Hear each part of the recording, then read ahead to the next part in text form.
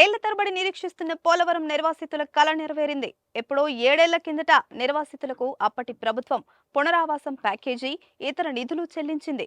తర్వాత జగన్ సర్కార్లో ఆ ఊసే లేదు. తాజాగా వివిధ కేటగిరీల కింద 996.47 కోట్ల రూపాయలను పోలవరం నిర్వాసితులకు కూటమి ప్రభుత్వం అందజేసింది. పునరావాసం నిమిత్తం 586.71 కోట్ల రూపాయలు, భూసేకరణకు 235.23 కోట్ల రూపాయలను, నిర్మాణ పనులకు 174.53 కోట్ల రూపాయలు సంబంధిత వ్యక్తుల ఖాతాల్లో ఈ 2 రోజుల్లోనే జమ చేసింది. ఇందులో పునరావాస కాలనీల నిర్మాణ పనుల నిధులు ఉన్నాయి. పోలవరం ప్రాజెక్టు వల్ల తొలి దశలో ముంపులో చిక్కుకునే గ్రామాల పునరావాసంపై మొదట దృష్టి సారించారు. ఈ గ్రామాల్లో పునరావాస ప్యాకేజీ గిరిజనేతరులకు 6.36 లక్షల రూపాయలు, గిరిజనులు ఎస్సీలకు 6.86 లక్షల రూపాయలు.